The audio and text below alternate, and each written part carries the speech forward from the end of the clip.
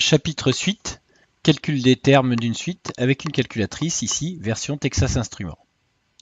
Pour chaque suite, affichez les termes de la suite avec la calculatrice, un égale 2 puissance n sur n plus 2, suite définie sous forme explicite ici, et un plus 1 égale 2 un moins 3 avec u0 égale 7, suite définie ici par une relation de récurrence.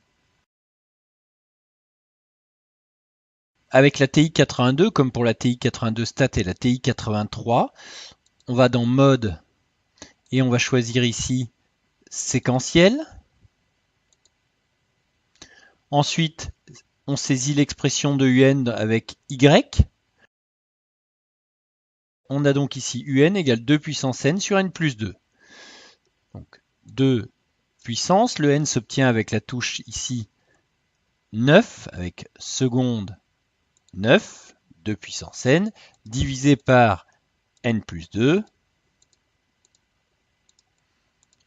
Ensuite, avec seconde table, on affiche les valeurs de un. U0 égale 0, U1 environ 0,67, U2 1, on peut vérifier rapidement mentalement que c'est correct, 2 au carré 4, 2 plus 2 4, 4 sur 4 1, donc U2 est bien égal à 1. Deuxième suite, on retourne donc dans le mode de saisie avec Y, on va effacer donc cette suite. On va avoir ici un plus 1 égale 2 un moins 3 ou encore un égale 2 un moins 1 moins 3.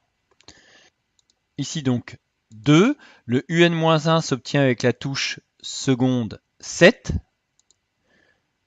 moins 3. On valide. Il faut ensuite aller dans Windows pour régler donc les paramètres. U0 donc 7.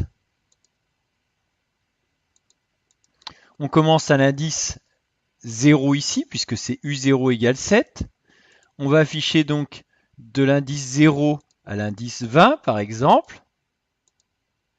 Ensuite, seconde table. On a donc U0 égale 7, U1 égale 11, 2 fois 7, 14, moins 3, 11. U2 égale 19, 2 fois 11, 22, moins 3, 19, et ainsi de suite. Alors avec la TI83, on a pratiquement le même procédé. On va dans mode et on règle sur séquentiel. Ensuite, dans Y, on saisit l'expression de la suite, avec donc valeur minimale de n, le premier indice à afficher. Et donc un égale ici n égale 2 puissance n. Donc le n s'obtient ici maintenant avec la touche x θ n, c'est la seule différence, divisé par n plus 2. Et ensuite, dans seconde table, on affichera les termes de la suite.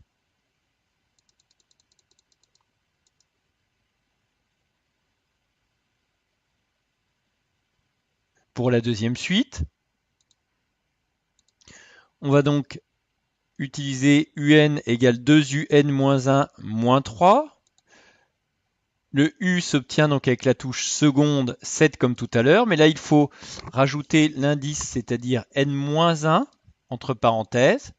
On a donc ici écrit 2 un-1 moins 3.